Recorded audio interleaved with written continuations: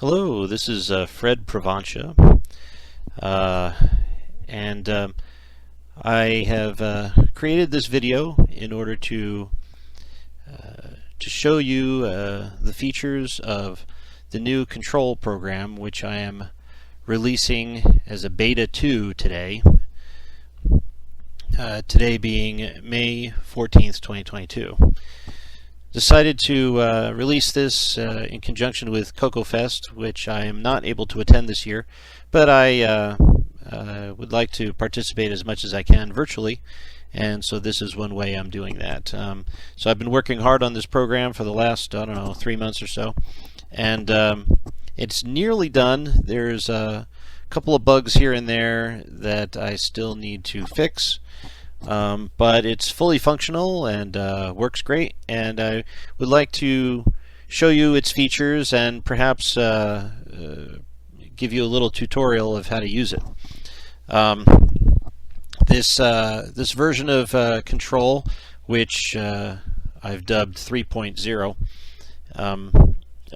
works with NitrOS9 EOU, which Curtis Boyle has been working hard on for the last few years, and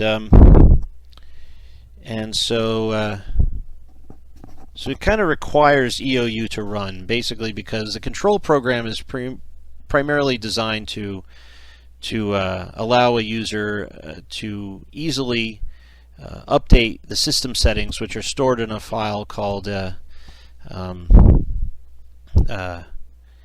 env.file, which is located in the sys directory in OS9. EOU has added a lot of additional settings to the env.file, and so those additional settings were not accessible through the old version of Control. So I wrote a new control program that adds all those additional settings to the program so you can access and modify any and all of the settings that are in the latest version of EOU in the environment file. So most of the time when you start up Control, you're starting it from gshell, and so I have gshell up here. Now I want to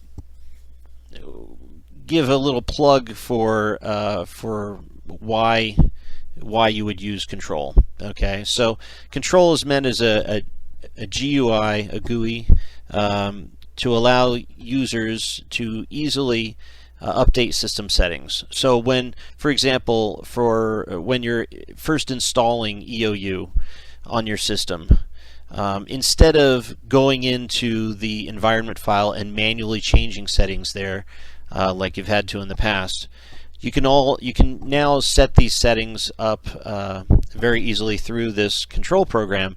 Makes it a lot easier, a lot more user friendly. My goal is to make it so that someone would rarely ever need to actually go into the environment file and have to change it or update it or anything. The idea is that this hopefully presents a much easier way to update your system settings, similar to the way you do in a modern GUI system like Windows or in a Mac or in Linux. You go into your control panel and you just select settings, and you can go in and change the settings through using your mouse and so on. And so this is designed to give you a similar type of environment.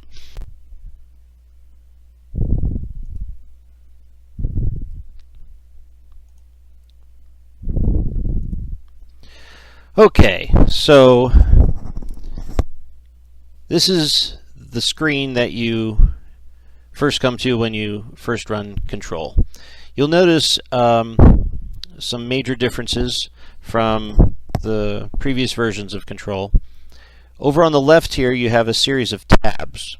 Okay, these tabs represent different categories of settings. Okay, so should be hopefully relatively self-explanatory.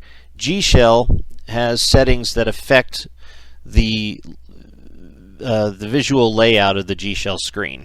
Okay, so you can switch between 40 and 80 column. You can change the palettes over here. You can change what storage devices or RBF devices are listed on the left side of the screen. So here, let me close this out real quick.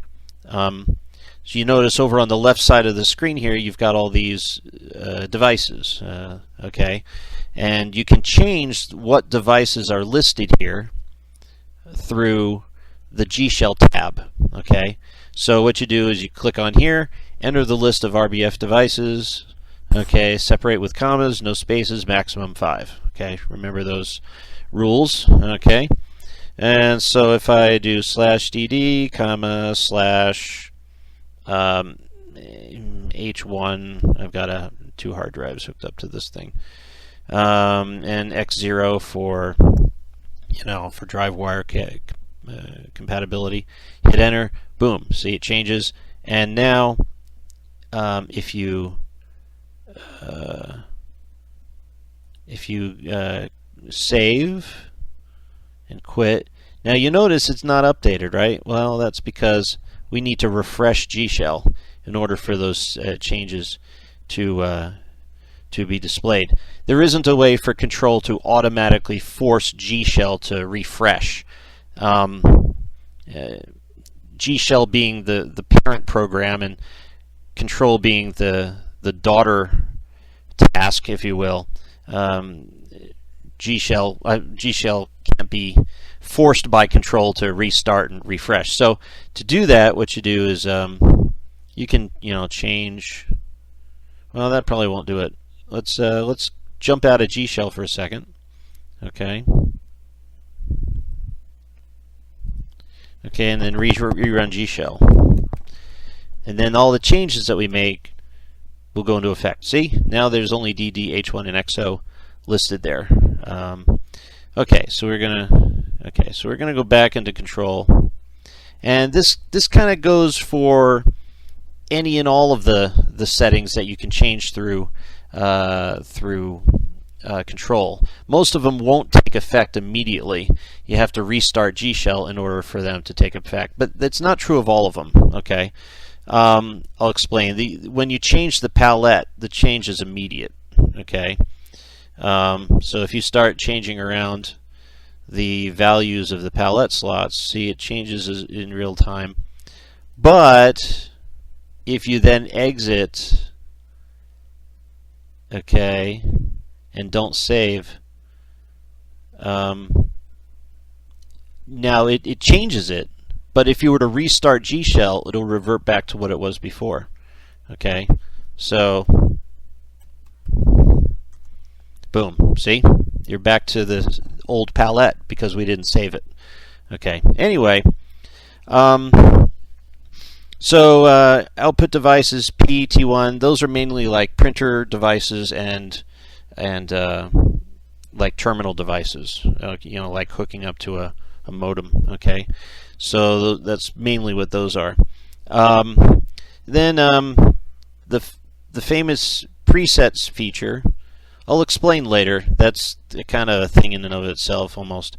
If we jump over to the display tab, this changes the settings for other programs that run under NitrOS9 apart from gshell. So for example, if I tab over to a window and run, Rogue or something, okay, it's going to run under the settings for this window, okay, for this window. And so to change the settings for other applications besides gshell, okay, you do that, or at least the visual appearance of them, you do that through the display tab. So you can change the palette that other programs run under. You also have access to the presets. You can change the monitor type, okay, and so yeah, and so that's that. And then to change mouse settings, you go to the mouse tab. Okay, you can select which port on the back of the Coco the mouse is hooked up to, whether it's connected to a high-res joystick adapter or not. this changes what happens when you select the right button on your mouse. Some people like to right click, and which is like the same as pressing the clear key on the keyboard. It cycles through the windows, right? And so that was added years ago to NitrOS9, the ability to hit the right mouse button instead of pressing clear to page through your windows.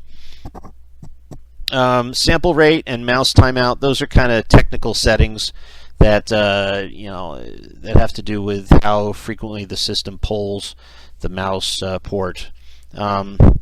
Those settings I usually never touch. Those are kind of more advanced settings. And then keyboard settings, key click on or off. Okay. By default, I think Curtis has it so that key click is on. I like to turn it off. So that's one of the first things that I change whenever I'm customizing my my NitrOS9 EOU environment is I turn the key click off. Keyboard repeat delay, that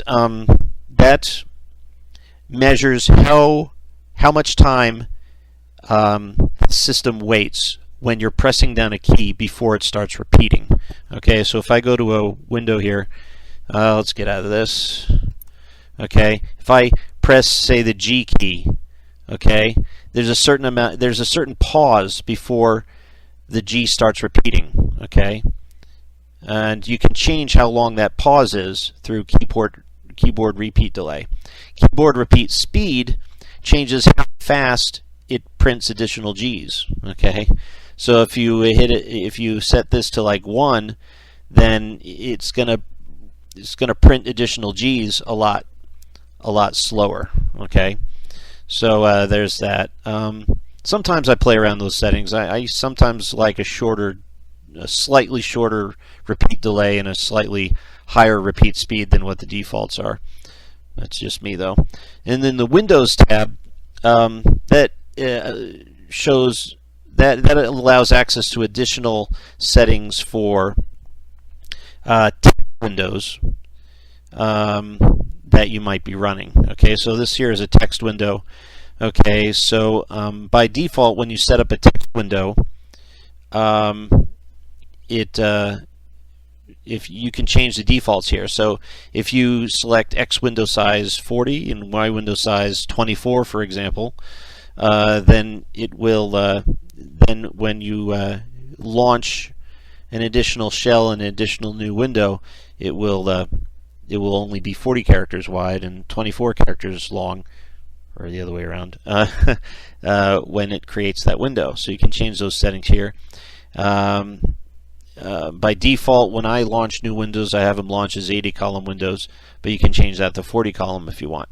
And here you can also set the foreground, the background, and the border colors of new windows that you launch. Okay, so here I'll show you an example of launching a new window. You type in shell I equals /w ampersand, and see, it says ampersand 003. That means it just launched window number 3, and then you clear over to it, and here it is. Here's window 3. Okay, so because the defaults through the control, I have it set to 80 columns wide and 25 columns deep. That's what it created here. But I can change that and make it something else through here, and the foreground, background, and border colors as well. Alright, so then the printer settings over here. This is if you have like a dot matrix or whatever printer hooked up directly to the computer through the serial port. You can change the format that the printer prints things out. Frankly, I never use these settings because I use DriveWire to print stuff out, and so I just send it to the DriveWire port, and then it's on my PC, and I can go into that folder on my PC and print it out from there.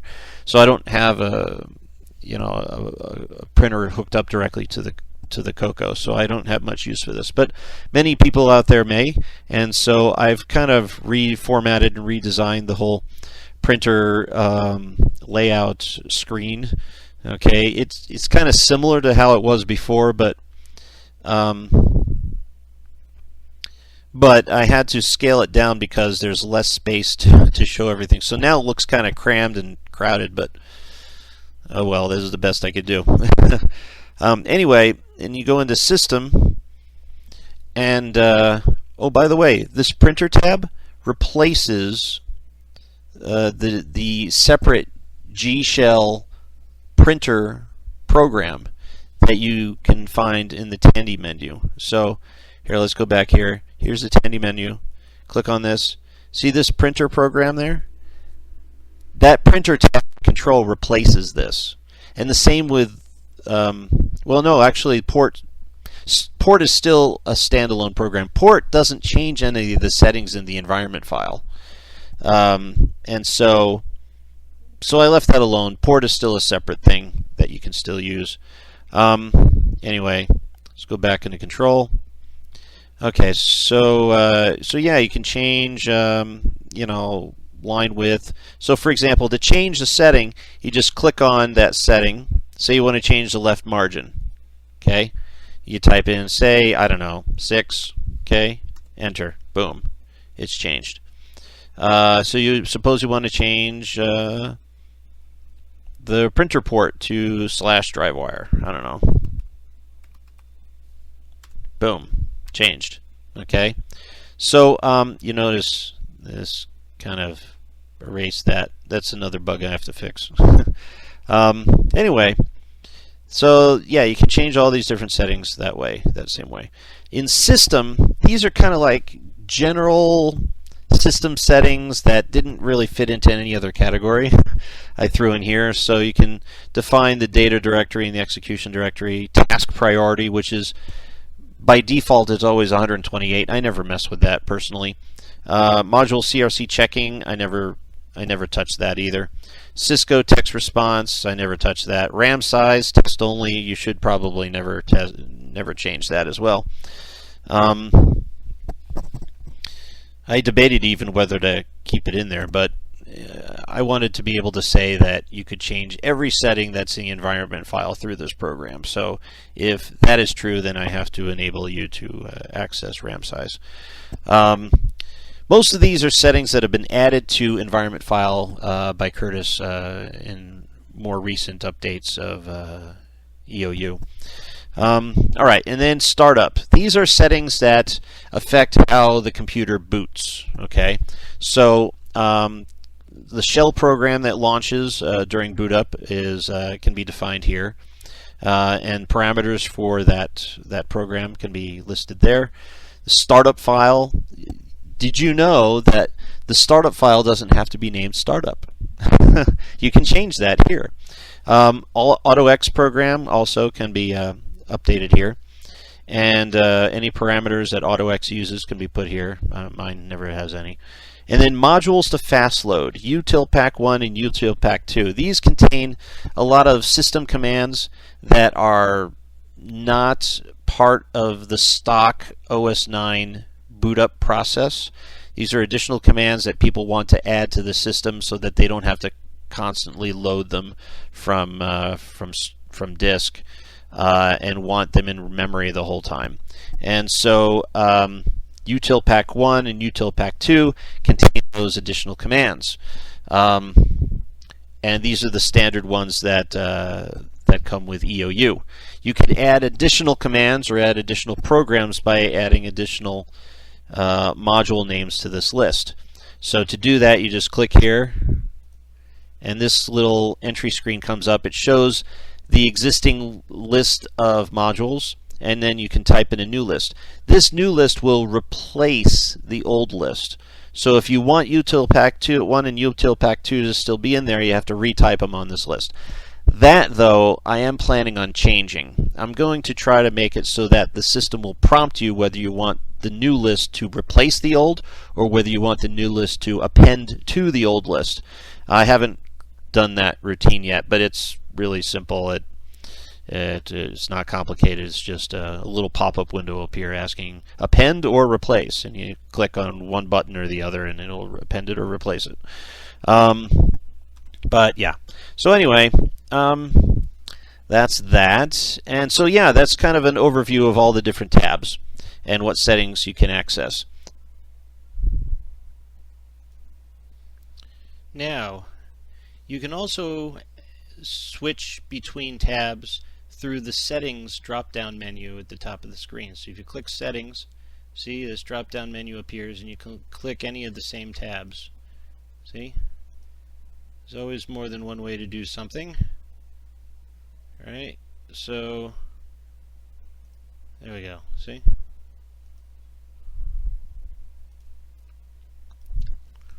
Alright, so the file menu allows or gives you the chance to reload the environment file, which effectively undoes everything you may have done up to that point when running, when working with the program. So it kind of erases what you just did and reloads everything from the file again. Save environment saves to the file all the settings that you've changed. Abandon basically exits the program without saving. Okay. Yeah, see? Let's see what happens. Alright, so then quit exits the program, but it prompts you if you want to save or not. Okay. And you can cancel to go back. Now, the info menu here has two items, about and help. About pulls up a little credit screen. Okay. So a little copyright message and mentions how it's part of the EOU project and so on. Okay. Now, the help item brings up a little, I don't know if you'd call it a tutorial, but a little guide as to what each tab does. Okay, so what it does is it gives you a little description of all the various items that you can access through each tab. Okay, and it always displays information about the tab that you're currently in. Okay, so suppose I'm on the mouse tab. If you click if you click help, it pulls up information on the mouse tab. Okay, so I thought that was kind of neat how the system jumps to that part of the help file which you're currently on, depending on what tab you're on. So that's basically it. So some of the more common settings that I change, I'll show you the ones that I think most commonly will probably be used. Okay, so now I'll go over the most common settings that most people will use the most, especially when you're starting up and configuring EOU for the first time, particularly for those people who are doing EOU for the first time, who are new to NitrOS. So probably on the gshell screen, you'd want to select either 40 column or 80 column. Okay, that's pretty basic. You'll want to select a preset to choose the color scheme for your for gshell. Usually the display presets can be left alone. Okay, at least when you're first starting out. You want to select though what monitor type you're using, whether it's color composite or RGB or monochrome. Most people it's RGB or composite. Okay, so you'll want to select that for sure. So that's another basic one. Another one, whether you're using the left or the right mouse port, okay, you want to configure that, or whether you're using a high-res joystick adapter or not, you want to definitely select that. You want to choose whether you want the second mouse button to toggle through your windows, just like the clear key, or whether you don't want it to. These you can leave alone. Under keyboard, you want to either turn the key click on or off, so you want to set that. These settings here probably can be left alone, at least to start. Windows, when you're creating a new text window, okay, you want to select either 40 column or 80 column depending on your screen's resolution. The other settings can probably be left alone to start, although another common thing people might want to do is change the foreground, background, and border colors. They accept values 0 through 15. Printer settings probably can be left alone unless you want to define, say, DriveWire as your printer. That's usually about the only one you'd ever change. System, select data directory and execution directory usually are left alone. DD and DDCMDS are pretty standard. And then the startup menu, these can usually be left alone as well when you're starting out. Okay, so those are some of the more common ones that you'll want to do. Okay, so I hope that you found this tutorial helpful, and there are a few bugs still that need to be ironed out. What I'm releasing today is a beta number 2 version, and so try it out and please give me feedback. Tell me what you like, what you don't like, and of course, above all, report any bugs you might find. I know there's some in there. So I'm hoping the final release will be, I don't know, the next 2 weeks or so, depending on how well the bug fixing goes. And yeah, I hope you enjoy it. And I guess that'll be it for now. This will be posted on Discord, in the Coco Discord group, in the EOU subgroup. So look for it there. All right, have a good day. Take care. Bye.